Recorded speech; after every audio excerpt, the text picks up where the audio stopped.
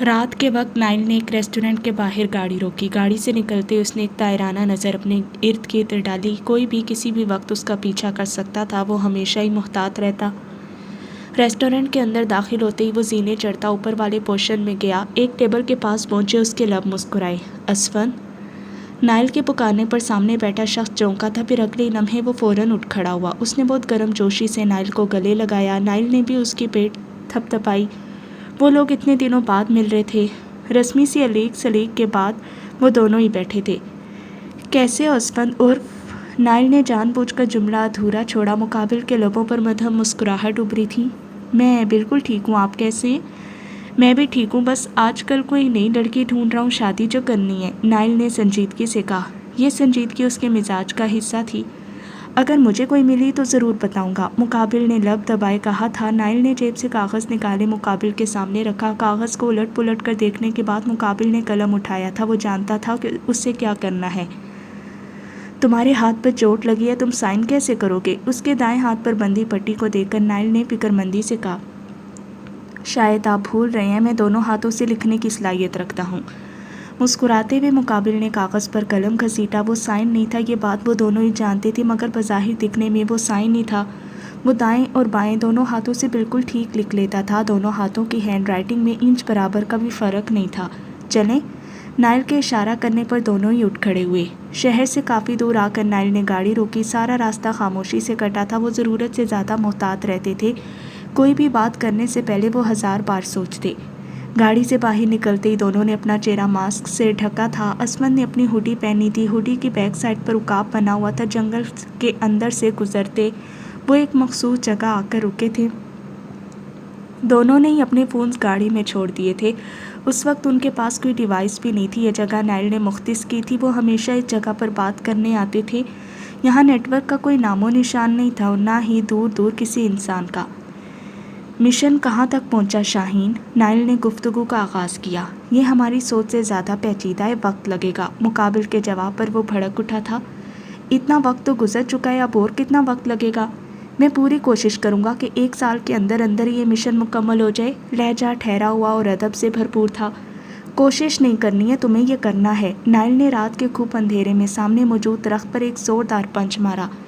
آپ بے فکر رہیں، ایسا ہی ہوگا۔ جلدی سے ختم کرو اس مشن کو، ایک اور ذمہ داری انتظار کر رہی ہے تمہارا۔ نائل کی بات پر وہ چونکا تھا، پھر اگلے لمحے آنکھوں میں چمک ابھری۔ میں اس قابل نہیں ہوں، اس نے مدھم آواز میں کہا، کیونکہ مقابل کا رد عمل وہ اچھی طرح جانتا تھا۔ Just shut up. نائل نے اسے ہمیشہ کی طرح اس بار بھی بری طرح جھڑکا۔ آپ نے اس سے پوچھا کہ وہ کیا چاہتی ہے؟ وقت آنے پر پوچھ لوں گا، اور مجھے یقین ہے کہ وہ میرے فیصلے کا احترام کرے گی۔ میری زندگی کی کوئی گارنٹی نہیں ہے۔ چاند کی روشنی میں اس کے چہرے پر بے بسی صاف واضح تھی۔ گڈ، میری بھی نہیں ہے۔ نائل نے اس کی بات ہوا میں اڑائی۔ آپ اپنی بہن کو زبردستی میرے سر پر مسلط کر رہے ہیں۔ یہ احتجاج تھا۔ میرے پاس کوئی دوسرا آپشن نہیں ہے۔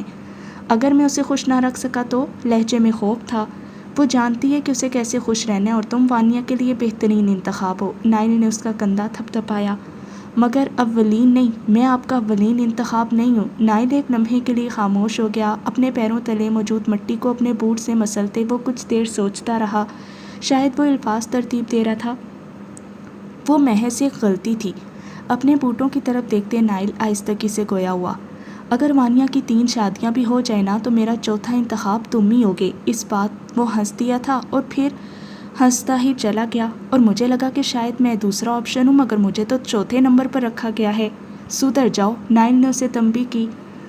دونوں کے درمیان کافی دیر بات چیت ہوتی رہی تھی، پھر وہ دونوں ہی وہاں سے گئے تھے۔ صبح کے تقریباً 9 بجے وانیہ نے نائل کے کمرے کا دروازہ بجایا۔ نائل نے خوش دلی سے اسے اندر آنے کی اجازت دی۔ بھائی، وہ مجھے آپ سے ضروری بات کرنی تھی۔ انگلیوں کو مروڑتے اس نے نظریں جھکائے کہا۔ لاک بند باندھنے کے بعد بھی اس کی آنکھیں چھلکنے لگیں۔ وانیہ، ہمیشہ کی طرح وہ آج بھی اس کے آنسوں پر تڑپ اٹھا تھا۔ بھائی، وہ بھاگتے ہوئے اس کے گلے لگی۔ نائل کے سینے سے لگی، وہ اب ہچکیوں سمیت رو رہی تھی۔ میں نے جان کر نہیں کیا، میں ڈر گئی تھی، مجھے لگا تھا کہ محسن بھائی آپ کو مجھ سے دور کر دیں گے، بس اسی لیے میں نے بات ادھوری چھوڑے وہ ایک بار پھر رو دی۔ اس لیے آپ نے اپنے کمرے میں کیمرہ لگایا تھا؟ وانیہ نے چونک کر سر اٹھایا۔ اس کا شک بالکل درست تھا، نائل اس بارے میں جانتا تھا۔ مجھے معاف کر دیں بھائی، اس نے شرمندگی سے نظریں چرائیں۔ کوئی بات نہیں، لیکن دوبارہ ایسا کچھ نہیں ہونا چاہیے۔ نائل نے پیار سے اس کا گال تھپ تھپایا تھا۔ وانیہ کی آنکھیں خوشی سے ٹمٹما اٹھیں۔ وہ اچھی طرح جانتی تھی کہ ہمیشہ کی طرح اسے اس بار بھی معافی ہی ملنی تھی۔ نائل اور محسن کا شک دور کرنے کے لیے یہ سب قبول کرنا بے حد ضروری تھا۔ اب وہ بآسانی اپنا کام جاری رکھ سکتی تھی۔ نائل کی لاکھ منتیں کرنے کے بعد بالآخر وانیا مزار پر جانے کی اجازت لے ہی آئی تھی۔ نائل اور ماہم دونوں ہی حیران ہوئے تھے جب وانیا نے انہیں منت مانگنے کا کہا۔ وہ دونوں ہی اچھے سے جانتے تھے کہ وانیا کو مذہب میں کبھی کوئی دلچسپی نہیں رہی۔ یہاں آنے کا اصل مقصد ایک الیکٹرانک ڈیوائس حاصل کرنا تھا جو کہ اس کے کسی پروجیکٹ کے عوض اسے ملنی تھی۔ وہ خود کبھی بھی سامنے نہیں آتی تھی، ہمیشہ ہی وہ کسی نہ کسی انجان کو بھیجتی۔ وہ ضرورت سے زیادہ محتاط رہنے والوں میں سے تھی۔ آدھے گھنٹے انتظار کرنے کے بعد اسے میسج آیا، آج اس کا سامان ڈیلیور نہیں ہو سکتا۔ اسے شدید غصہ آیا مگر اس نے تحمل کا بھرپور مظاہرہ کیا کیونکہ یہ ڈیوائس اس کے لیے بہت اہم تھی۔ وہ کچھ دیر مزار کے پچھلے حصے میں ٹہلتی رہی۔ واپس جانے کا فی الحال کوئی موڈ نہیں تھا۔ گارڈز مزار کے دروازے کے باہر ہی رکے تھے۔ یہ بھی ان منتوں کا ہی کمال تھا جو اس نے نائل کی تھی۔ تیز ہوا کے جھونکے بار بار اس کے حسین چہرے سے ٹکرا رہے تھے۔ ہرے اور سفید رنگ کے امتزاج کے فراک میں ملبوس وہ ادھر ادھر ٹہلتی رہی۔ ہمیشہ کی طرح آج بھی بال کھلے ہوئے تھے جنہیں وہ بار بار سنبھالنے کی کوشش کر رہی تھی۔ اچانک ہی اس کی نظر ایک درخت کے نیچے بیٹھی عورت پر پڑی۔ وہ کچھ عجیب و غریب حلیے میں ملبوس تھی۔ یہ کوئی بڑی بات نہیں تھی کیونکہ یہ مزار تھا، مگر اس عورت کا سب سے الگ تھلگ بیٹھنا وانیا کو کھٹکا تھا۔ وہ اسے کچھ پر اسرار لگی تھی۔ وانیا نے اس کی جانب قدم بڑھائے۔ کون ہو تم؟ اس کے سر پر کھڑے ہوتے وانیا نے ہاتھ باندھے استفسار کیا۔ اس عورت نے اسے نظر اٹھا کر بھی نہیں دیکھا۔ اماں، میرا ہاتھ دیکھ کر میرا مستقبل بتانا۔ ایک عورت دوڑتی ہوئی اس تک آئی۔ اب وہ اس بوڑھی عورت کے پیر پکڑے منتیں کر رہی تھی۔ تقریباً 5 منٹ یہ سلسلہ چلتا رہا۔ پھر وہ عورت تھک ہار کر اس بوڑھی عورت کو برا بھلا کہہ کر وہاں سے چلی گئی۔ اس عورت کے جانے کے بعد وانیا اس بوڑھی عورت کے پاس بیٹھی۔ کیا تم مجھے میرا مستقبل بتا سکتی ہو؟ پہلی بار اس عورت نے نظر اٹھا کر سامنے بیٹھی لڑکی کو دیکھا۔ جتنے پیسے کہو گی اتنے دوں گی۔ وانیا کی بات پر اس عورت نے واپس اپنا سر جھکا لیا۔ جس کے پاس خود کچھ نہیں ہے وہ مجھے کیا دے گی؟ وانیا کا تو سارا چہرہ ہی سرخ پڑ گیا۔ میں وانیا افندی ہوں، میرے پاس سب کچھ ہے، تم جتنا کہو گی میں اتنا دوں گی۔ میں یہ کام چھوڑ چکی ہوں، اس عورت نے آہستگی سے کہا۔ کیوں؟ وانیا کو ہمیشہ سے ہی ایڈونچرز کا شوق تھا اور اس پر اسرار عورت سے گفتگو کرنا اسے ایک نیا ایڈونچر ہی لگ رہا تھا۔ جب مستقبل کو اللہ نے پوشیدہ کر رکھا ہے تو میں کون ہوتی ہوں اسے بتانے والی؟ وانیا چند لمحے اس عورت کو گھورتی رہی، پھر اچانک اس کا قہقہ چھوٹا۔ اگر اتنی ہی اللہ والی ہو تو مزار پر کیوں پڑی ہو؟ یہاں پر تو صرف قبریں ہیں اور شرک ہے۔ انداز تنزیہ تھا۔ اللہ کی قدرت ہر جگہ ہے، یہاں رہنے کا واحد مقصد پیٹ بھرنا ہے۔ کیوں؟ کیا تمہارا اللہ تمہارے گھر میں تمہارا پیٹ نہیں بھر سکتا؟ وہ واضح طور پر مذاق اڑا رہی تھی۔ اللہ تو بھر سکتا ہے مگر اس کے بندے مزاروں پر دیکھے تو چڑھوا دیتے ہیں مگر کبھی کسی سفید پوش کے گھر کھانا نہیں پہنچاتے۔ میرا بیٹا بھوک سے مر گیا تو میں نے ساری سفید پوشی کو لات مار کے یہاں اپنا بسیرا کر لیا۔ وانیا کو افسوس ہوا تھا۔ وہ دیر تک خاموش بیٹھی رہی، پھر اس نے اپنے بیگ سے چند نوٹ نکال کر اس عورت کی جانب بڑھائے۔ اب ان کی ضرورت نہیں ہے، جب تھی تب تم نے نہیں دیے۔ اس عورت کی بات پر وانیا کے ماتھے پر شکنیں ابھریں۔ اگر تمہارا بیٹا بھوک سے مر گیا تو اس میں میرا کیا قصور؟ مجھے تھوڑی معلوم تھا کہ تمہارا بیٹا بھوکا ہے۔ معلوم نہیں تھا تو معلوم کرنا چاہیے تھا نا، لیکن تم لوگ تو اپنے محلوں سے باہر نکلنے کی زحمت ہی نہیں کرتے۔ اس عورت کا تلخ لہجہ وانیا کے تن بدن میں آگ لگا گیا۔ تم لوگ ہمدردی کے قابل ہی نہیں ہو۔ اپنا بیگ سنبھالتے وہ غصے سے اٹھی تھی۔ لیکن تم تو ہمدردی کے قابل ہو، مجھے ترس آ رہا ہے تم پر۔ اس کی بات پر وانیا الٹے پاؤں واپس گھومی۔ اپنی حالت دیکھو اور مجھے دیکھو، کون ہے ترس کے قابل؟ لہجہ حقارت آمیز تھا۔ وہ عورت اپنی لاٹھی پکڑے بامشکل کھڑی ہوئی۔ میں نے ہاتھ دیکھنا چھوڑ دیا، لیکن چلو آج میں تمہیں تمہارا چہرہ پڑھ کر بتاتی ہوں۔ جھوٹ، صرف جھوٹ۔ اس عورت کی بات اسے مزید تیش دلا گئی۔ اگر اتنا ہی پتہ ہے تمہیں تو مجھے میرا ماضی بتاؤ۔ یہ کھلا چیلنج تھا۔ ماضی راز، حال جھوٹ اور مستقبل گٹھن۔ اپنے تمام تر غرور کے ساتھ منہ کے بل گرو گی۔ اپنی لاٹھی پکڑے اب وہ مسلسل آگے قدم بڑھا رہی تھی۔ پھاڑ میں جائے مستقبل اور حال، مجھے صرف ماضی جاننا ہے۔ کیا تم بتا سکتی ہو کہ نین کون ہے؟ وانیا نے آگے بڑھ کر اس کا راستہ روکا۔ اس کے بدلے تم جو کہو گی میں دینے کو تیار ہوں۔ وہ ان سب چیزوں پر یقین نہیں رکھتی تھی، لیکن اپنی ماضی کی کھوج نے اسے پاگل کر دیا تھا۔ وہ کسی بھی حد تک جانے کے لیے تیار تھی۔ جس کے پاس اپنی پہچان ہی نہیں ہے وہ مجھے کیا دے گی؟ وانیا ایک لمحے کے لیے ساکت ہوگی۔ تم کہنا کیا چاہتی ہو؟ وقت سب سمجھا دے گا۔ وانیا نے گہری سانس خارج کرتے خود کو نارمل کیا۔ مجھے ان فضول باتوں میں کوئی دلچسپی نہیں، مجھے صرف اتنا بتاؤ کہ کیا میری ماں ہی نین تھی یا نہیں۔ وہ عورت چند لمحے مسکرا کر اسے دیکھتی رہی، پھر اس نے اپنے پرانے تھیلے سے غلاف میں لپٹی ہوئی ایک چیز وانیہ کی جانب بڑھائی۔ وقت سب سمجھا دے گا، یہ کہتے ساتھ ہی وہ آگے بڑھ گئی۔ وانیہ ہاتھ میں وہ غلاف پکڑے ساکت کھڑی رہی۔ اپنی گاڑی سے باہر نکلتے ڈیوڈ مختلف گلیوں سے گزرتا ایک گھر کے اندر گیا تھا۔ صبح صبح کے وقت وہ ٹریکنگ سوٹ میں ملبوس تھا، سیاہ بال پیشانی پر بکھرے ہوئے تھے، ہلکی بڑی ہوئی داڑھی اسے مزید دلکش بنا رہی تھی۔ گھر کے اندر داخل ہوتے ہی وہ لاؤنج سے گزرتا ہوا آگے بڑھا تھا۔ ایک کمرے کے پاس پہنچتے اس نے دروازہ نوک کیا۔ اجازت ملنے پر وہ اندر داخل ہوا۔ کمرے میں مدھم مدھم سی روشنی تھی، کوئی شخص کرسی پر بیٹھا مسلسل تسبیح کے دانے گرا رہا تھا، اس کے لب ہل رہے تھے۔ ڈیوڈ مسکراتا ہوا اس سمت بڑھا تھا۔ اب وہ پاس رکھی گئی ایک کرسی پر بیٹھا انتظار کر رہا تھا۔ تقریباً 10 منٹ بعد اس شخص نے تسبیح چوم کر بہت احترام سے ایک سائڈ پر رکھی۔ آپ مجھ سے ناراض ہیں بابا؟ ڈیوڈ نے آہستگی سے پوچھا۔ تو کیا نہیں ہونا چاہیے؟ مقابل کے لہجے میں بے پناہ سختی تھی۔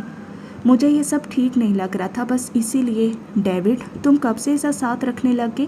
تم تو بلیک مانسٹر ہو، بلیک مانسٹر ایسا ساتھ نہیں رکھ سکتا۔ ایسی بات نہیں ہے، مگر مجھے یہ ٹھیک نہیں لگا۔ لڑکیوں کے ذریعے اسمگلنگ کرنا تو ٹھیک ہے، مگر میں انہیں اس طرح عربی شہزادوں کے بستروں کی زینت بنانے کے سخت خلاف ہوں۔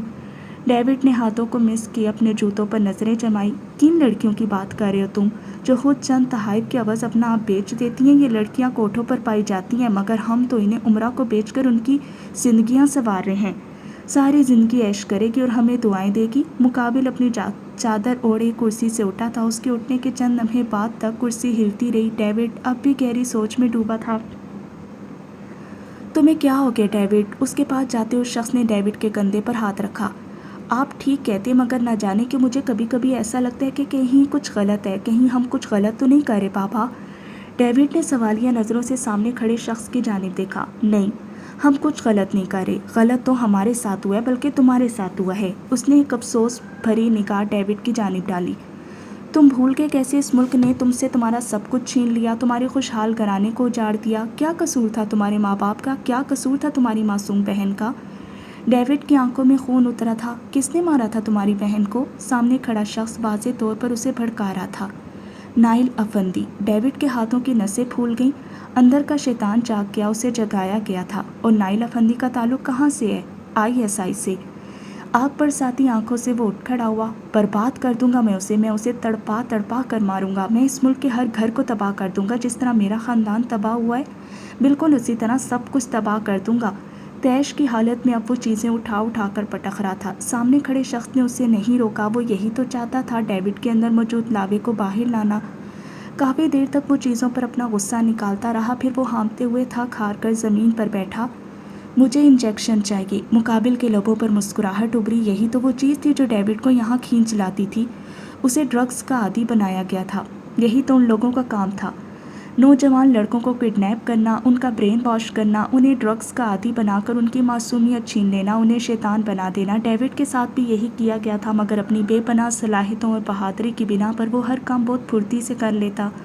وہ جسمانی اور دماغی دونوں طرح سے طاقتور تھا۔ یہی وجہ تھی کہ سیم کے جانے کے بعد اسے اس منصب کے لیے چنا گیا، اور ڈیوڈ کی بدولت آج وہ لوگ انڈر ورلڈ پر راج کر رہے تھے۔ ان میں سے کچھ مسلمان تھے تو کچھ عیسائی اور کچھ ایتھیسٹ، لیکن سبھی ملک کے غدار تھے۔ ڈیوڈ کے جانے کے بعد فوراً ایلیکس کمرے میں داخل ہوا۔ وہ اس تمام صورتحال میں دوسرے کمرے میں موجود ایک چھوٹے سے سوراخ سے سب دیکھ رہا تھا، کیونکہ اس تیش کی حالت میں ڈیوڈ اس کمرے میں موجود شخص کے علاوہ ہر کسی کو نقصان پہنچا سکتا تھا۔ ڈوز بڑھانی پڑے گی ایلیکس۔ ڈیوڈ کے اندر کی انسانیت ایک بار پھر سے جاگ رہی ہے۔ بدر کی بات پر ایلیکس بھی سوچ میں پڑ گیا۔ اندر کے علاوے کو مزید ہوا دو۔ ہم اتنا کامیاب صرف اور صرف ڈیوڈ کی وجہ سے ہیں۔ میں اسے کسی قیمت پر کھونا نہیں چاہتا۔ مجھے کبھی کبھی اس سے ڈر لگتا ہے۔ ایلیکس ہمیشہ سے ہی ڈیوڈ سے خوف محسوس کرتا تھا۔ وجہ اس کا غصہ اور تحقیرانہ انداز تھا۔ اس سے ڈرنے کے بجائے اس سے دوستی کرو۔ جہاں تک مجھے لگتا ہے اس سب کے پیچھے وہ لڑکی ہے۔ ڈیوڈ اس کے لیے احساسات رکھتا ہے۔ اس لڑکی کو ختم کر دو، نائل کی بہن کو مار دو۔ میں یہ نہیں کروں گا۔ ڈیوڈ کی دی ہوئی اذیت ناک زندگی نہیں چاہیے مجھے۔ اس سے بہتر ہے کہ آپ مجھے اپنے ہاتھوں سے ہی مار دیں۔ ایسا بھی کیا خاص ہے اس لڑکی میں جو ڈیوڈ اس کے پیچھے اتنا دیوانہ ہے؟ میں نہیں جانتا، لیکن مجھے اتنا ضرور معلوم ہے کہ جب بات اس لڑکی پر آئے گی تو ڈیوڈ اور نائل دونوں ہی ایک ہو سکتے ہیں۔ پھر تو وہ لڑکی ہمارے لیے صرف خطرہ ہے، اسے مار دو، لیکن کچھ ایسا کرنا کہ اس کی موت قدرتی لگے، نائل اور ڈیوڈ دونوں ہی کو شک نہ ہو۔ بدر کی بات پر ایلیکس ایک بار پھر سوچ میں پڑ گیا۔ بدر ٹھیک کہہ رہا تھا، وہ لڑکی محض خطرہ تھی، لیکن ایک بات سے دونوں ہی انجان تھے کہ وہ لڑکی ڈیوڈ اور نائل دونوں سے بھی بڑا خطرہ اور مصیبت تھی، جو انہیں ناک و چنے چبانے کی صلاحیت رکھتی تھی۔ ہم نائل کو مار کر سارا قصہ ہی کیوں نہیں ختم کر دیتے؟ نائل کو نہیں مار سکتے، وہ اہم ہے، اسے مار دیں گے تو شاہین تک کیسے پہنچیں گے؟ اور ویسے بھی اس کے پاس بہت سارے راز ہیں، اس کے مرتے ساتھ ہی سارے راز دفن ہو جائیں گے۔ ٹھیک ہے، میں اس لڑکی کا بندوبست کرتا ہوں۔ اندر سے کہیں نہ کہیں وہ ڈرا ہوا تھا، کیونکہ ڈیوڈ کو اگر اس بات کا علم ہو جاتا تو اس کے آگے وہ سوچنا ہی نہیں چاہتا تھا۔ جلد از جلد اس لڑکی کا بندوبست کرو، اور ہاں، اس بات کو یقینی بناؤ کہ ڈیوڈ کو کبھی بھی سچ معلوم نہ ہو، اسے کبھی پتہ نہیں چلنا چاہیے کہ اس کے خاندان کی بربادی کے پیچھے ISI یا نائل افندی نہیں بلکہ ہم تھے۔ بدر کی بات پر ایلیکس اس بات میں سر ہلاتے باہر گیا تھا۔ ڈیوڈ اس طراب کی حالت میں ادھر سے ادھر ٹہل رہا تھا، جبکہ اسپن صوفے پر بیٹھا مسلسل اس کی حالت سے محسوس ہو رہا تھا، مگر بظاہر وہ فکر مند تھا۔ بلیک مونسٹر، ہم سب ریکور کر لیں گے۔ کیسے کر لیں گے؟ کرسی کو اٹھا کر زمین پر پٹکتے وہ دھاڑا تھا۔ کیا ہے وہ شخص؟ کون ہے وہ؟ کون؟ جن؟ کوئی دیو؟ یا پھر کوئی اور مخلوق؟ ہر جگہ پہنچ جاتا ہے۔ اتنی محنت سے میں نے یہ ڈرگز کی اسمگلنگ کروائی تھی، لیکن اس نے سب برباد کر دیا۔ غصے سے اس کا چہرہ تمتما اٹھا تھا۔ میں اسے ڈھونڈ لوں گا بلیک مونسٹر، آپ بے فکر رہیں۔ کھڑے ہوتے ساتھ ہی اسپن نے اسے تسلی دی۔ اسے جلد از جلد ڈھونڈو اسپن، میں اپنے ہاتھوں سے اس کا گلا دباؤں گا، میں اسے اذیت ناک موت دوں گا۔ اس کی ہمت تو دیکھو، میرے گھر میں، میرے کمرے میں، وہ میرے ڈریسنگ ٹیبل کے آئینے پر مجھے ہی دھمکی دے کر چلا گیا۔ اسپن کے لب ایک لمحے کے لیے مسکرائے تھے، مگر اگلے ہی لمحے اس نے اپنے چہرے پر سنجیدگی سجا لی تھی۔ اسپن، ڈیوڈ شاہین سے ملنا چاہتا ہے، میں چاہتا ہوں کہ تم اس کی یہ خوشی پوری کر دو، اسے بتاؤ کہ دشمن اس کے کتنا قریب ہے، اسی کے کمرے میں اسے ہی دھمکاؤ۔ نائل کی بات پر یاد کرتے اسپن کی آنکھوں میں ایک بار پھر چمک ابھری۔ آپ فکر نہ کریں بلیک مونسٹر، میں بہت جلد اسے لا کر آپ کے قدموں میں پٹھوں گا۔ اسپن کی بات پر وہ تھوڑا ریلیکس ہوا۔ اسے اسپن پر مکمل بھروسہ تھا، وجہ اس کے کام کرنے کا انداز تھا۔ وہ ڈیوڈ کے لیے بہت بڑے بڑے کام کر چکا تھا، وہ اس کا بھروسہ جیت چکا تھا۔ گھر تک کے سفر میں مانیہ وہ غلاف کھولنے کی ہمت نہیں کر سکی، وہ ایک عجیب قسم کا خوف محسوس کر رہی تھی۔ اپنے کمرے میں آتے ساتھ ہی اس نے دروازہ لاک کیا۔ اب اس نے اپنے بیگ سے وہ غلاف میں لپٹی چیز نکالی، اسے بستر پر رکھے وہ کچھ دیر سوچتی رہی۔ وہ ایک نڈر اور بہادر لڑکی تھی، لیکن اسے کھولنے میں وہ خوف محسوس کر رہی تھی۔ ماضی راز، حال جھوٹ اور مستقبل کٹھن، اپنے تمام تر غرور کے ساتھ منہ کے بل گرو گی۔ ذہن میں اب بھی اس عورت کی باتیں گردش کر رہی تھی۔ اپنا سر جھٹکتے اب وانیہ نے آگے بڑھ کر وہ غلاف اٹھایا۔ اسے کھولنے کے بعد اب وہ پھٹی پھٹی آنکھوں سے اندر موجود چیز کو الٹ پلٹ کر دیکھ رہی تھی۔ آئینہ؟ وانیہ کی کان کی لوئیں تک سرخ ہوئی۔ پاگل عورت! اس نے غصے سے آئینے کو نیچے فرش پر پٹکا۔ آئینے میں دراڑ آ گئی تھی۔ کیا مصیبت ہے! اپنا سر تھامتے وہ بستر پر ڈھہ گئی۔ کوئی بھی اس کی مدد کرنے کے لیے تیار نہیں تھا، اسے خود ہی ہر راز کی تلاش کرنا تھا۔ اگر سچ جاننا ہے تو ایک اور اٹیک آنا بہت لازمی ہے۔ اس نے فوراً موبائل فون نکالے، ایک جگہ فکس کیا۔ اب وہ متلاشی نگاہوں سے ادھر ادھر دیکھ رہی تھی۔ بہت ڈھونڈنے پر بھی اسے ایسی کوئی چیز نہیں ملی جس سے وہ خود کو نقصان پہنچا سکے۔ نائل وانیہ کو لے کر حد سے زیادہ پوزیسو تھا۔ اس نے کمرے سے وہ ساری چیزیں نکلوا دی تھی جس سے وانیہ کو نقصان پہنچ سکتا تھا۔ فرش پر پڑے ہوئے آئینے کو دیکھ کر اس کے لبوں پر شیطانی مسکراہٹ بکھری۔ اس نے وہ چھوٹا سا آئینہ توڑنے کی نیت سے اٹھایا، پھر کسی سوچ کے تحت وہ رکی۔ اگر میں نے آئینے سے خود کو نقصان پہنچایا تو بھائی اسے بھی میرے کمرے سے ہٹوا دے گا، اور ویسے بھی میں فی الحال بھائی کی ناراضگی افورڈ نہیں کر سکتی۔ وانیہ نے فوراً ہی اپنا ارادہ ترک کیا۔ مجھے کچھ اور سوچنا ہوگا۔ اپنی پیشانی مسلتے وہ اب پلان ترتیب دے رہی تھی۔ نائل، کیا ہوا ہے؟ کچھ تو بولو۔ وہ صوفے پر کب سے اضطراب کی حالت میں بیٹھا تھا، ماہم کو اس کے چہرے کی پریشانی فکر مندی میں مبتلا کر گئی۔ وانیہ کی کنڈیشن ٹھیک نہیں ہے، یہ دیکھی رپورٹس؟ نائل نے رپورٹس ماہم کی جانب بڑھائیں۔ ایک اور اٹیک اس کی جان خطرے میں ڈال سکتا ہے، آپ پلیز بہت زیادہ محتاط رہیں پھپھو۔ رپورٹس دیکھ کر تو ماہم بھی پریشان ہو گئی تھی۔ کیا وہ کبھی مکمل طور پر ٹھیک نہیں ہو سکتی؟ وانیہ کی حالت دیکھ کر ہمیشہ ہی ماہم کو ہمیشہ ہی دکھ ہوتا۔ ایک ہی حل ہے اس کا، اور آپ اچھے سے جانتی ہیں کہ وہ کیا ہے۔ ماہم نے بے بسی سے گہری سانس خارج کی۔ لیکن میں نے سوچ لیا ہے، میں وانیہ کو ہائر اسٹڈیز کے لیے باہر بھیج دوں گا۔ اس کا مائنڈ سیٹ چینج ہوگا تو شاید وہ اس حادثے کو بھلا سکے۔ آپ اس کے ساتھ جائیں گی پھپھو؟ وہ مشورہ نہیں مانگ رہا تھا، وہ اپنا فیصلہ سنا رہا تھا جو کہ اٹل تھا۔ اگر وہاں جا کر اسے کچھ ہو گیا تو میں کیسے سنبھالوں گی اسے؟ ماہم کا خدشہ بالکل درست تھا. یہاں تو نائل اسے سنبھال لیتا تھا مگر وہاں تو وہ اکیلی ہوگی. اسے سنبھالنا اس کے بس کی بات نہیں تھی. پھپھو کچھ نہیں ہوگا، میں آتا جاتا رہوں گا. اگر تم بھی... ممکن نہیں ہے پھپھو، بزنس کے 1000 مسائل ہیں. ماہم خاموش ہو گئی تھی. نہ جانے کون سا بزنس چلا رہا تھا وہ، جو کبھی ایک جگہ ٹکتا ہی نہیں تھا. کبھی کسی ملک تو کبھی کسی شہر. ماہم تو ان سب چیزوں سے بے حد بیزار تھی. ہارون آج اپنے خاندان کے ہمراہ مصطفیٰ کے گھر رات کے کھانے پر مدعو تھے. ڈنر کا خاص اہتمام کیا گیا تھا. مانو تو حاتم کو دیکھ کر سب کچھ ہی بھول گئی تھی، جبکہ صوفی کو اس نے بالکل ہی لفٹ نہیں کروائی. بھائی صاحب، میں اس دن کے رویے کے لیے ایک بار معذرت خواہ ہوں، سونی نے شرمندگی سے کہا. اپنی بیٹی کی گمشدگی پر وہ اپنے حواس کھو بیٹھی تھی اور اس نے حاتم اور ہارون کو اچھی خاصی سنائی تھی. بھابی جی بھول رہے ہیں ان سب باتوں کو. آپ کی کوئی بھی بات مجھے بری نہیں لگی اور حاتم کو بھی. پانی کے گلاس اٹھاتے حاتم کے ہاتھ رکے.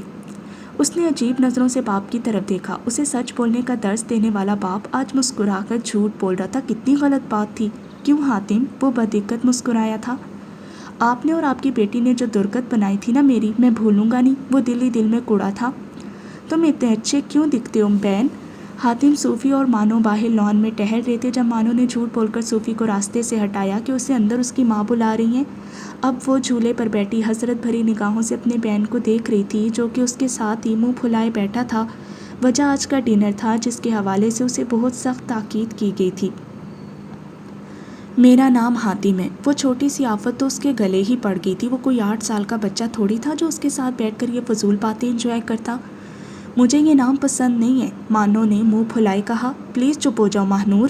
حاتم اس وقت اس سے بحث کرنے کے موڈ میں نہیں تھا. کون ماہنور؟ اس نے نہ سمجھی سے حاتم کی جانب دیکھا. تم ماہنور اور کون؟ وہ ابھی بھی تپا ہوا تھا. میرا نام ماہنور نہیں ہے. اب کی بار حاتم نے غصے سے سامنے بیٹھی چھٹانگ بھر کی لڑکی کو گھورا. اگر تمہارا نام ماہنور نہیں ہے تو پھر سب تمہیں مانو کیوں بلاتے ہیں؟ اس نے دانت پر دانت جمائے نہایت ضبط سے پوچھا تھا. وہ تو میں پیاری ہوں نا، بالکل مانو بلی جیسی، اس لیے، مانو نے شرما کر کہا، جبکہ حاتم کا دماغ بالکل گھوم کر رہ گیا. اگر یہ نام نہیں تھا تو میرے ہاتھ پر یہ کیوں لکھا تھا؟ اس کا دماغ پہلے ہی شارٹ تھا. بچی کچی کسر مانو نے پوری کر دی تھی. مجھے وہی لکھنا آتا تھا نا، اس لیے. حاتم کو لان میں موجود ہر چیز ہی گول گول گھومتی نظر آئی مگر اس نے صبر کا دامن تھامے رکھا. تمہارا نام کیا ہے؟ اس نے نہایت ضبط سے پوچھا تھا. مجھے پتہ ہے لیکن بولنا نہیں آتا. مانو نے معصومیت سے آنکھیں ٹپ ٹپائی. یا اللہ! حاتم نے باقاعدہ اپنے بال نوچے. بس ایک بار میں وزیر اعظم بن جاؤں، تمہیں تو پہلی فرصت میں اس ملک سے اٹھا کر باہر پھینکوں گا. اس نے انگلی اٹھا کر اس چھوٹی بلا کو دھمکی دی. وہ کیا ہوتا ہے؟ حاتم کی بات اس کے سر پر سے گزری. جس کی سب لوگ بات مانتے ہیں اور کوئی اس کے آگے کچھ بول نہیں سکتا. حاتم نے اس کے ننھے سے دماغ کے مطابق اسے سمجھایا تھا. صحیح معنوں میں اس نے اپنے ہی پاؤں پر کلہاڑی ماری تھی. اس کا مطلب ہے میں وزیر اعظم ہوئی؟ اس کی سنہری گول آنکھوں میں چمک ابھری تھی. حاتم نے باقاعدہ اپنا سر پیٹا. میری تو سبھی مانتے ہیں، ڈیڈ، مام اور بھائی بھی. بھائی تو مجھ سے بہت زیادہ پیار کرتے ہیں اور وہ میرے لیے بہت ساری چاکلیٹس بھی لے کر آئیں گے. اس نے اپنے ہاتھوں کو پھیلائے حاتم کی معلومات میں اضافہ کیا. تمہارا بھائی ہے کہاں؟ میں نے تو نہیں دیکھا اسے. وہ کل آئیں گے، تم دیکھو گے نا تو دیکھتے رہ جاؤ گے. وہ بہت اچھے دکھتے ہیں، تم سے بھی زیادہ اچھے. حاتم تو اس 1.5 فٹ کی آفت کو دیکھتا ہی رہ گیا تھا. کس قدر دوغلی تھی وہ. ابھی تھوڑی دیر پہلے وہ سب سے اچھا تھا اور اب اس کا بھائی. بین، تمہاری گھڑی کہاں ہے؟ اچانک ہی اسے یاد آیا. کون سی گھڑی؟ بین 10 کی گھڑی گم ہو گئی. اب وہ بیچارہ اس بے تکی بات کا کیا جواب دیتا؟ وہ کوئی کارٹون تھوڑی تھا جو ہر وقت اپنی کلائی پر گھڑی باندھے رکھتا. کوئی بات نہیں، میں تمہیں بنا دوں گی. مانو نے ایسے کہا تھا جیسے کوئی بڑی بات نہ ہو. تم مجھے گھڑی بنا کر دو گی؟ وہ جیسے یقین کرنا چاہتا تھا. ہاں، بس تم نہ مجھے ایک بیٹری لا کر دینا اور ایک تار بھی، اور ہاں پلاسٹک شیٹ بھی. باقی سب ہے میرے پاس. مانو نے بہت رازداری سے کہا تھا. حاتم چند لمحے بے یقینی سے اسے دیکھتا رہا. پھر اچانک ہی وہ ہنس دیا اور پھر ہنستا ہی چلا گیا. پہلے اپنا نام بولنا تو سیکھ لو ٹڈی، پھر مجھے گھڑی بھی بنا دینا. پیٹ پر ہاتھ رکھے وہ ہنستا ہی چلا گیا. کٹی. وہ غصے سے منہ پھلائے وہاں سے اٹھ کر گئی تھی. مانو کچن کاؤنٹر پر بیٹھی چاکلیٹ کھانے میں مصروف تھی. در حقیقت وہ پاستا بننے کا انتظار کر رہی تھی. تبسم، کیا بہن ہمارے ساتھ اس گھر میں نہیں رہ سکتا؟ چاکلیٹ کھانے کے ساتھ ساتھ وہ مسلسل اپنے گھر کی ملازمہ کا دماغ بھی کھا رہی تھی. نہیں بی بی جی، اس کا اس گھر سے کوئی رشتہ نہیں ہے اور وہ تو ہے بھی لڑکا. تبسم نے اسے سمجھایا. ڈیڈ بھی تو لڑکے ہیں اور بھائی بھی۔ وہ حاتم کی دیوانی اس کے بغیر ایک پل بھی نہیں رہ پا رہی تھی۔ کل رات بھی وہ حاتم سے سخت ناراض تھی، لیکن اس کے ایک بار سوری کہنے پر وہ فوراً مان گئی۔ وہ اپنے بہن کو جھکتے نہیں دیکھ سکتی تھی۔ ان سے تو آپ کا خون کا رشتہ ہے نا، مگر حاتم صاحب سے تو آپ کا کوئی رشتہ نہیں۔ مانو کو شدید مایوسی ہوئی۔ مطلب میں ساری زندگی صرف ڈیڈ اور بھائی کے ساتھ ہی رہوں گی، بہن کے ساتھ نہیں؟ اس کا منہ بن گیا۔ نہیں، آپ ساری زندگی یہاں تھوڑی رہیں گی۔ جب آپ بڑی ہو جائیں گی تو پھر آپ کی شادی ہو جائے گی اور آپ اپنے شوہر کے ساتھ رہیں گی۔ ملازمہ نے بغیر کچھ سوچے سمجھے کہہ دیا تھا، جبکہ مانو کی چھوٹی آنکھیں چمک اٹھیں۔ شادی کیسے ہوتی ہے؟ اس نے بلا توقف اگلا سوال پوچھا۔ 3 بار قبول ہے بولنے سے ہو جاتی ہے، اور پھر پیپر پر سائن کرتے ہیں اور دعا کرتے ہیں۔ ملازمہ نے اس کی عقل کے مطابق جواب دیا۔ مانو کے لب مسکرا اٹھے۔ وہ ضد کر کے شام کے وقت قریبی پارک گئی تھی، کیونکہ صوفی سے اسے یہی معلوم ہوا تھا کہ حاتم اور وہ شام کو پارک جاتے ہیں۔ پارک میں حاتم کو دیکھ کر وہ دوڑتی ہوئی اس تک گئی۔ وہ بینچ پر بیٹھا فون استعمال کر رہا تھا۔ اس نے ایک سرسری نظر سامنے موجود آفت پر ڈالی تھی، اس کے بعد وہ دوبارہ موبائل پر مصروف ہو گیا۔ وہ ڈھٹائی سے بالکل اس کے قریب بیٹھی تھی۔ حاتم نے اسے مکمل طور پر نظر انداز کرنے کی کوشش کی، مگر اس کی مسلسل چبھتی نگاہوں سے وہ جھنجھلا اٹھا تھا۔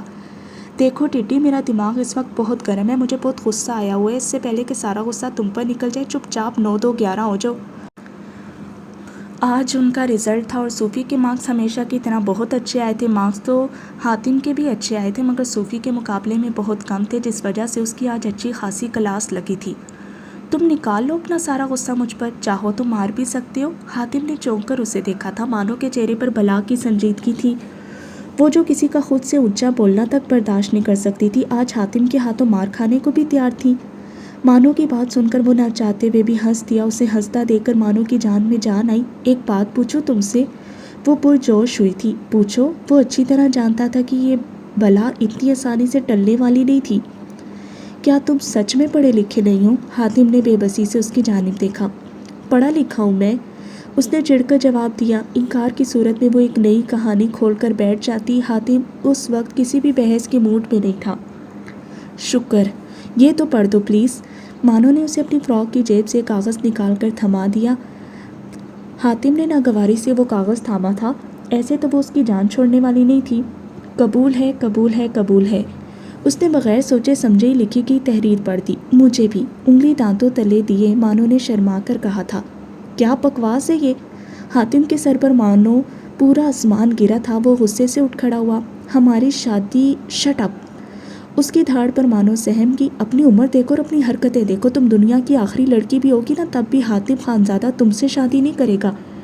اس کے کہے الفاظ تو مانو کے سر پر سے گزرے تھے، مگر اس کا لہجہ وہ اسے رونے پر مجبور کر گیا۔ آنکھوں میں موٹے موٹے آنسو لے کر وہ وہاں سے بھاگی تھی۔ اس کے جانے کے بعد حاتم نے ایک نگاہ اس کاغذ پر ڈالی۔ وہ بچوں کی ہینڈ رائٹنگ تھی۔ نام لکھنا اور بولنا آتا نہیں اور چلی ہے شادی کرنے۔ اس نے کاغذ کو ہاتھ سے مروڑا تھا۔ کہیں ایسے نکاح ہو تو نہیں جاتا؟ اس کے دماغ نے اسے فوراً لال سگنل دیا۔ نہیں نہیں، اپنا سر جھٹکتے اس نے لاشعوری میں وہ کاغذ پھینکنے کے بجائے اپنی جیب میں رکھا۔ مانیہ صبح یونیورسٹی کے لیے نکل رہی تھی جب لان میں محسن کو کھڑے دیکھ کر وہ ایڑیوں کے بل واپس گھومی۔ وانیہ! اس کی آواز دینے پر وہ چہرے پر مسکراہٹ سجائے اس کی جانب مڑی تھی۔ میں بتا نہیں سکتی کہ آپ کو یہاں دیکھ کر مجھے کتنی خوشی ہوئی ہے محسن بھائی۔ وہ پرجوش سی اس کی جانب بڑھی تھی۔ وانیہ کے سب کچھ قبول کر لینے کے بعد محسن اور نائل کے تعلقات بحال ہو چکے تھے، اسی لیے تم واپس مڑی تھی؟ وہ بھی کسی سے کم نہیں تھا۔ ایسی تو کوئی بات نہیں ہے بھائی، وہ بدقت مسکرائی، ورنہ دل تو سامنے موجود شخص کو تڑپا تڑپا کر مارنے کا چاہ رہا تھا۔ تم نے کہا تھا تم نے سعدیہ کو دھمکایا تھا، ہے نا؟ ہاتھ باندھے محسن نے مشکوک نگاہوں سے اس کی جانب دیکھا۔ وانیہ نے مسکرا کر سر اس بات میں ہلایا۔ مگر وہ تو کہہ رہی ہے کہ اسے کچھ یاد ہی نہیں ہے۔ اس نے نائل کے سامنے جو بھی کہا اسے تو بالکل بھی یاد نہیں۔ وانیہ کے چہرے کا رنگ پل میں فک ہوا، مگر اگلے لمحے اس نے خود کو نارمل کر لیا۔ اچھا؟ اس نے بے انتہا حیرت سے پوچھا تھا۔ مجھے لگتا ہے شاید وہ ڈر گئی ہوگی، تبھی وہ آپ سے جھوٹ بول رہی ہے کہ اسے کچھ یاد نہیں۔ انداز بے حد لاپرواہ تھا۔ محسن اب بھی مجھ سے مشکوک نگاہوں سے ہی دیکھ رہا تھا۔ محسن بھائی، میں ایک معمولی سی ہیکر ہوں بس، میں کوئی ڈاکٹر تھوڑی ہوں جو اسے یادداشت بھولنے کا کوئی انجیکشن یا پلز دوں گی۔ میں نے آپ سے کہا تو ہے کہ میں سب چھوڑ چکی ہوں، لیکن شاید آپ کو مجھ پر یقین ہی نہیں ہے۔ آخر میں اس کی آنکھوں سے 2 موٹے موٹے آنسو گرے تھے۔ تم رو تو مت۔ محسن بیچارہ خود بہت بری طرح سے کنفیوز ہو گیا۔ جس بھائی کو اپنی بہن پر یقین ہی نہ ہو، پھر وہ بہن روئے نہیں تو کیا کرے؟ بھرائی آواز کے ساتھ وہ منہ پر ہاتھ رکھ کے بھاگتی ہوئی وہاں سے گئی تھی۔ محسن کو اچھی خاصی شرمندگی نے آ گھیرا۔ یونیورسٹی جاتے ساتھ ہی وہ گراؤنڈ میں ادھر سے ادھر ٹہلتی اپنا غصہ کم کرنے کی کوشش کر رہی تھی۔ یہ محسن بھائی کسی دن جان سے جائیں گے۔ اس نے سوچا ہی نہیں تھا کہ محسن اتنی باریکی سے اس معاملے کو جانچے گا۔ ویسے تم نے ایسا کیا کیا تھا جو اس لڑکی کو کچھ یاد ہی نہیں ہے؟ اسے اس طرح چکر لگاتے دیکھ کر عائزہ کو بھی چکر آنے لگے۔ کچھ خاص نہیں، میں نے اسے بس ذرا سا ہپنوٹائز کیا تھا۔ تمہارا دماغ خراب ہے وانیہ، پروفیسر نے منع کیا تھا نا کہ تم یہ نہیں کرو گی، ابھی تم نے ٹھیک سے سیکھا بھی نہیں ہے اور تم… عائزہ کو سامنے کھڑی بلا پر شدید غصہ آیا تھا۔ جب کسی پر ٹرائی نہیں کروں گی تو سیکھوں گی کیسے؟ تھک ہار کر وہ عائزہ کے ساتھ بینچ پر آ بیٹھی۔ تم کسی دن بہت برا پھنسو گی وانیہ۔ عائزہ کو یقین تھا کہ وہ اپنی الٹی سیدھی حرکتوں کی وجہ سے کسی دن بھاری نقصان اٹھائے گی۔ وہ تہہ خانے میں موجود مخصوص کمرے میں بیٹھا مسلسل فائلز کو الٹ پلٹ کر دیکھ رہا تھا جب ایلیکس غصے سے اندر داخل ہوا۔ یہ کیا کیا تم نے بلیک مونسٹر؟ کس کی اجازت سے تم نے ان دو لڑکوں کی جان لی؟ غصے سے ایلیکس کے اعصاب تنگے تھے۔ ڈیوڈ فائلز کو دیکھنے میں مصروف تھا۔ اس نے ایلیکس کو مکمل طور پر نظر انداز کر دیا۔ یہ بات ایلیکس کو مزید تیش دلا گئی۔ میں تم سے کچھ پوچھ رہا ہوں ڈیوڈ۔ شش۔ ڈیوڈ نے ہاتھ کے اشارے سے اسے خاموش کروایا تھا۔ فائلز کو سائڈ پر رکھے کرسی کی پشت سے ٹیک لگائے اس نے ایلیکس کا تفصیلی جائزہ لیا۔ اگر تم مننا چاہتے ہو تو صاف صاف بتا دو۔ ٹانگ پر ٹانگ جمائے اس نے پاس پڑی سلگار اٹھائی۔ سگار؟ کیا میں اسے دھمکی سمجھوں؟ نہیں ایلیکس، یہ دھمکی بالکل بھی نہیں ہے۔ آج کے بعد اگر تم نے مجھ سے اس لہجے میں بات کی تو… ڈیوڈ نے پھرتی سے گن نکالے اس کے پاؤں کے قریب فائر کی۔ ایلیکس کی جان بس نکلنے کے در پر تھی۔ میرا وہ مطلب نہیں تھا۔ وہ سر پھرا مغرور شہزادہ کبھی بھی کچھ بھی کر سکتا تھا۔ تمہارا جو بھی مطلب تھا آئندہ احتیاط کرنا۔ اس نے گن ہاتھ میں گھماتے ہوئے کہا۔ کیا میں جان سکتا ہوں کہ تم نے انہیں کیوں مارا بلیک مونسٹر؟ اب کی بار اس کے لہجے میں ادب کے ساتھ ساتھ خوف بھی تھا۔ جھوٹ بول رہے تھے، میری معصوم سی پرنسس پر الزام لگا رہے تھے تو مار دیا۔ ایلیکس نے ضبط سے گہری سانس خارج کی۔ اب وہ صحیح معنوں میں بدر کی بات پر عمل کرنے کا سوچ رہا تھا۔ اس لڑکی کا بندوبست کرنا اب بہت ضروری تھا۔ آج نائل کافی دنوں بعد فارم ہاؤس آیا تھا۔ لان میں سنیہا کو واک کرتے دیکھ کر اس کے قدم رکے۔ سفید رنگ کے ڈھیلے ڈھالے سوٹ میں ملبوس وہ اپنے قدم بہت آہستہ آہستہ قدم بڑھا رہی تھی۔ شاید وہ کوئی ورزش کر رہی تھی۔ اسے ہر دو قدم پر برا سا منہ بناتے دیکھ کر نائل کا قہقہ چھوٹا۔ سنیہا نے مڑ کر پیچھے دیکھا۔ ہلکے جامنی رنگ کی شرٹ میں وہ بے حد دلکش لگ رہا تھا۔ اس کے بال جیل کی مدد سے سیٹ تھے۔ اس کے چہرے پر یہ ہنسی بہت بھلی لگتی تھی، مگر سنیہا کو وہ اس وقت شدید زہر لگا تھا۔ وہ اس کی بے بسی کا مذاق اڑا رہا تھا۔ اس نے ضبط سے آنسوں کو گلے کے اندر اتارا تھا۔ اب وہ مزید اس کی ہرجائی کے سامنے اپنے قیمتی آنسو بے مول نہیں کر سکتی تھی۔ ایک تو تم لڑکیوں کے ڈرامے بازیاں ختم ہی نہیں ہوتی۔ اتنے دنوں میں تو انسان 10 گولیاں کھا کر بھی ٹھیک ہو جاتا ہے، مگر تمہارا تو پیر ہی نہیں ٹھیک ہو رہا۔ چہرے پر تپا دینے والی مسکراہٹ سجائے نائل اس کی جانب بڑھا تھا۔ سنیہا نے کوئی جواب نہیں دیا۔ اگر اتنا ہی درد ہو رہا ہے تو پھر سیڑھیوں سے کودی کیوں تھی؟ ہاتھ پر ہاتھ باندھے وہ اب استفسار کر رہا تھا۔ میں کودی نہیں بلکہ گری تھی۔ اس نے دانت پر دانت جمائے فوراً وضاحت پیش کی۔ ایک ہی بات ہے۔ نائل نے گویا ناک سے مکھی اڑائی۔ سنیہا منہ کھولے اسے دیکھتی رہ گئی۔ کیا کودنے اور گرنے میں کوئی فرق نہیں تھا؟ خود پر ضبط کرتے سنیہا نے وہاں سے جانے کا فیصلہ کیا۔ اس کے ایک قدم بڑھاتے ہی اس کا پیر بری طرح پھسلا تھا۔ سنیہا کے گرنے سے پہلے ہی نائل اسے تھام چکا تھا۔ دونوں کے دل نے ایک ساتھ ہی بیٹ مس کی۔ سنیہا تو ہمیشہ ہی اس کے لیے جذبات رکھتی تھی، مگر آج نائل بھی کچھ محسوس کر رہا تھا، لیکن وہ اپنے احساسات کی ترجمانی کرنے سے قاصر تھا۔ چھوڑو مجھے، وہ غصے سے گویا ہوئی تھی۔ نائل کا ایک ہاتھ اس کی کمر کے گرد تھا تو دوسرے سے اس نے سنیہا کا بازو تھام رکھا تھا۔ چھوڑو مجھے، اس نے ایک بار پھر اسے سختی سے کہا۔ وہ اس سنگ دل کی قربت پر پگھل نہیں سکتی تھی جو زخم وہ اسے دے چکا تھا، وہ بھولنا ناممکن تھا۔ اس کی کمر پر گرفت مضبوط کرتے وہ اس کے چہرے پر جھکا تھا۔ سنیہا نے سانس روکے سختی سے آنکھیں میچی۔ پکا چھوڑ دوں؟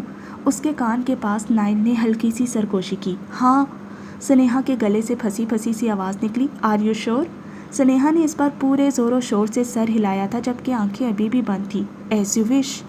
نائل نے اسے اپنی گرفت سے آزاد کر دیا، مگر جس انداز سے اس نے اسے رہائی دی تھی وہ دھڑام سے نیچے گری۔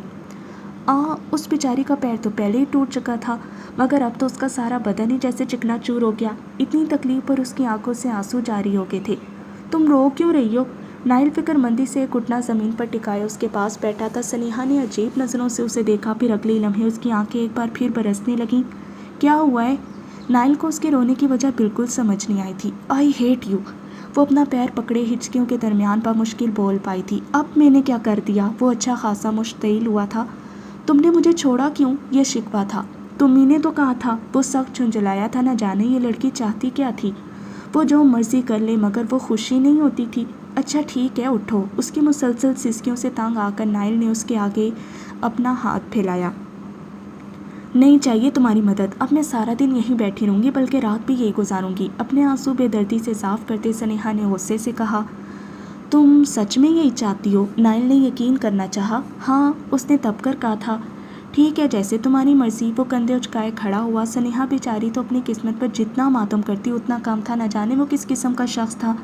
جو بھی تھا وہ اس کی سمجھ سے بالکل باہر تھا۔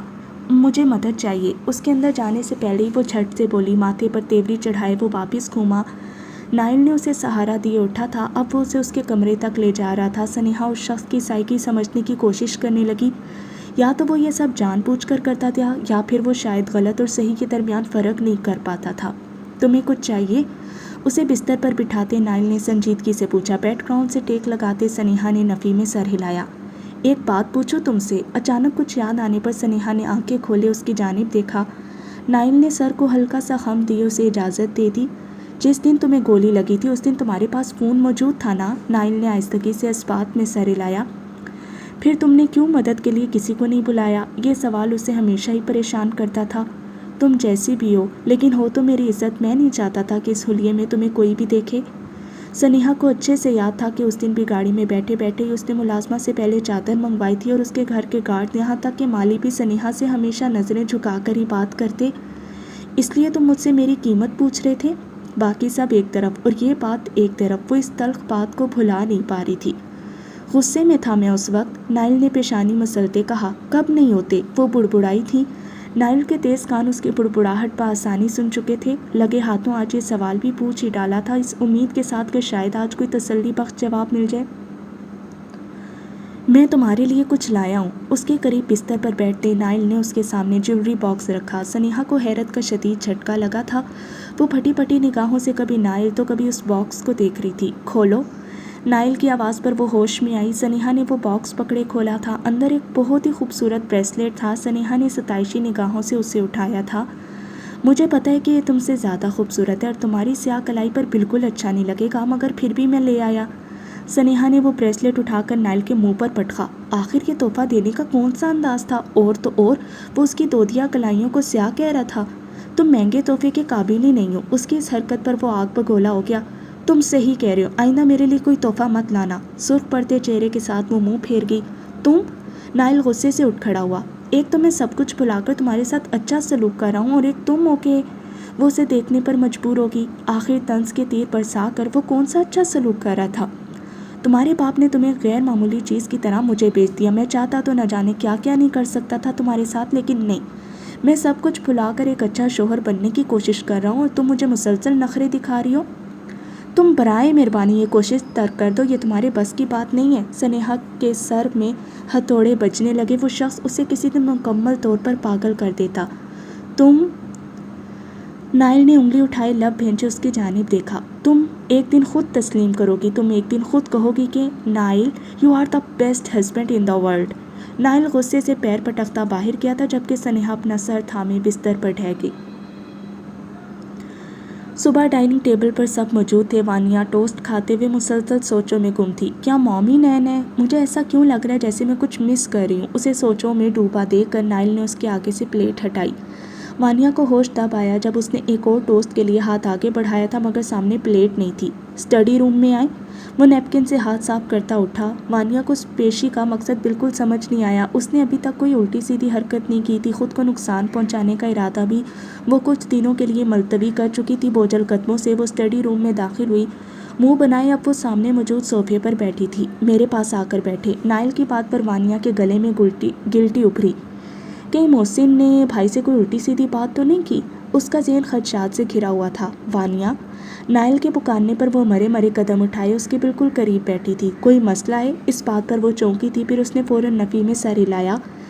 میں صرف آپ کا بھائی نہیں ہوں بلکہ ہم اچھے دوست بھی ہیں، آپ مجھ سے کچھ بھی شیئر کر سکتی ہیں۔ نائل نے بہت شفقت سے اپنا ہاتھ اس کے سر پر رکھا۔ ایسی کوئی بات نہیں ہے بھائی، مجھے کوئی پریشانی نہیں ہے۔ اس کے اتنے محبت سے استفسار کرنے پر مانیہ مسکرا دی۔ ناشتہ ٹھیک سے نہیں کیا آپ نے؟ نائل نے اسے خود سے لگاتے نرمی سے پوچھا۔ جی بھائی، مجھے بھی بھوک لگ رہی ہے۔ وہ واقعی شدید بھوک محسوس کر رہی تھی۔ پڑھائی کیسی جا رہی ہے؟ یونیورسٹی میں سب ٹھیک ہے؟ کوئی جھگڑا تو نہیں ہوا؟ مانیہ کے ماتھے پر شکنیں ابھری تھی۔ آخر کیوں نائل اس سے بار بار اس طرح کے سوالات پوچھ رہا تھا؟ بھائی میں بالکل ٹھیک ہوں۔ اس کے کندھے پر سر رکھتے مانیہ نے آنکھیں بند کی۔ آپ کو بھوک لگ رہی ہے؟ مانیہ کی آنکھیں اب بھی بندی تھیں۔ 6 ٹوسٹ، 3 گلاس جوس اور 4 آملیٹ کھانے کے بعد بھی آپ کو بھوک لگ رہی ہے؟ مانیہ نے پٹ سے آنکھیں کھولے نائل کی جانب دیکھا۔ وہ مسکراتی نگاہوں سے اسے ہی دیکھ رہا تھا۔ میں نے اتنا کھایا؟ اسے یقین نہیں آ رہا تھا۔ اسی لیے تو پوچھ رہا ہوں کہ آخر ہوا کیا ہے؟ وانیہ ٹینشن کی حالت میں بہت زیادہ کھاتی تھی اور جب تک اسے کوئی روکتا نہیں تھا وہ کھاتی ہی جاتی۔ شاید ایگزامز کی وجہ سے تھوڑی ٹینس ہوں۔ آپ کو کسی بھی چیز کی ٹینشن لینے کی ضرورت نہیں ہے، بس پاس ہو جائیں اتنا کافی ہے، اور اگر نہیں بھی ہوتا کلیئر تو کوئی بات نہیں۔ نائل نے محبت سے اس کے سر پر بوسہ دیا۔ جی بھائی۔ اس نے معاملہ ٹلتا دیکھ کر شکر کا کلمہ پڑھا تھا۔ یونیورسٹی آ کر اس نے ایک بھی لیکچر نہیں لیا۔ وہ اور عائزہ ادھر ادھر آوارہ گردی کرنے میں مصروف تھے، یہ ان کا معمول تھا۔ وانیہ کو پڑھائی میں بالکل دلچسپی نہیں تھی۔ پڑھائی سے ہمیشہ ہی اس کی جان جاتی۔ اپنے ڈپارٹمنٹ سے نکلتے وہ ساتھ والے ڈپارٹمنٹ میں گئے تھے، وہاں عائزہ کی کزن پڑھتی تھی۔ عائزہ کو اس سے کچھ کام تھا۔ کیسی ہو شیزا؟ وانیہ خوش دلی سے اس سے ملی۔ میں تو ٹھیک ہوں، تم دونوں اپنا بتاؤ، پھر سے لیکچر بنک کیا ہے نا؟ وانیہ اور عائزہ دونوں نے حجل کا شکار ہوئی۔ اس منحوس پروفیسر کا چہرہ روز روز نہیں دیکھا جاتا مجھ سے۔ وانیہ نے منہ بسورے کہا۔ ایسا نہیں کہتے وانیہ، شیزا نے اسے ڈپٹا تھا۔ ویسے میں تو کہتی ہوں تم بھی لاسٹ لیکچر چھوڑ دو، کہیں باہر چلتے ہیں۔ وانیہ نے اسے مفید مشورے سے نوازا تھا۔ عائزہ نے فوراً اس کی تائید کی۔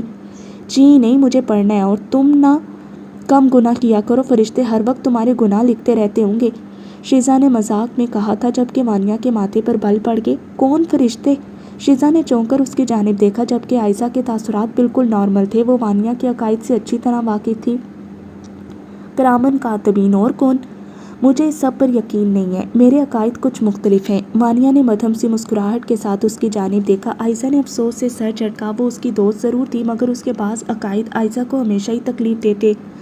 وہ اسے کچھ سمجھا بھی نہیں سکتی تھی۔ اس صورت میں وانیہ الٹے سیدھے سوال کرتی جس کا جواب عائزہ کے پاس نہیں ہوتا تھا۔ میں کچھ سمجھی نہیں، شیزا نے سوالیہ ابرو اچکائی۔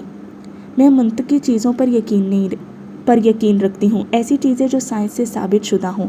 فرشتوں، جنات، آخرت وغیرہ پر کچھ خاص یقین نہیں ہے مجھے، ان کا کوئی ثبوت نہیں ہے۔ ہاں اگر کوئی منطقی دلائل ہے تو پھر یقین کیا جا سکتا ہے۔ شیزا نے پھٹی پھٹی آنکھوں سے سامنے کھڑی لڑکی کو دیکھا۔ آج اس پر جو انکشاف ہوا تھا وہ بہت بھیانک تھا۔ تم مسلمان ہو؟ اس کے گلے سے پھنسی پھنسی سی آواز نکلی۔ ظاہر سی بات ہے، مسلم فیملی میں پیدا ہوئی ہوں تو مسلمان ہی ہوئی نا۔ وانیہ نے گویا ناک سے مکھی اڑائی تھی۔ اللہ پر یقین ہے تمہیں؟ وہ اسے کرید رہی تھی۔ ہاں ہے، کیونکہ کوئی بھی چیز کریٹر کے بغیر نہیں بنتی، اس دنیا کا بھی کوئی خالق تو ضرور ہے۔ خیر چھوڑو ان سب باتوں کو، میرے پاس اتنا وقت نہیں ہے کہ میں ان سب چیزوں کے بارے میں سوچوں۔ میں نے کبھی مذہب کو اپنے سر پر سوار نہیں کیا۔ شیزا کا دماغ صحیح معنوں میں گھوم چکا تھا۔ اسے سامنے کھڑی لڑکی سے عجیب قسم کی نفرت محسوس ہوئی تھی۔ وہ فوراً ایکسکیوز کرتی وہاں سے گئی۔ میں اسی لیے اپنے عقائد کے بارے میں کسی کو نہیں بتاتی، سب عجیب نظروں سے دیکھتے ہیں مجھے۔ اپنے ڈپارٹمنٹ کے واپسی کے راستے میں وانیہ غصے سے مسلسل کچھ نہ کچھ بول رہی تھی۔ اگر سب ایسا کرتے ہیں تو تمہیں ایک بار سوچنا چاہیے نا، ہو سکتا ہے کہ تم بھی غلط ہو۔ عائزہ نے دھیمے لہجے میں اسے سمجھانا چاہا۔ میں غلط نہیں ہوں، میں بس منطقی طور پر سوچتی ہوں۔ جن چیزوں کو میں نے کبھی دیکھا ہی نہیں، میں کیسے ان پر یقین کر لوں؟ سائنس اور ایجادات کے زیادہ قریب ہونے کی وجہ سے اس کی سوچ کافی مختلف ہو گئی تھی، اور پھر کسی نے اسے اس طرح سے سمجھایا بھی نہیں تھا۔ لیکن وقت اور حالات دو ایسی چیزیں ہیں جو انسان کو سب کچھ سکھا اور سمجھا دیتی ہیں۔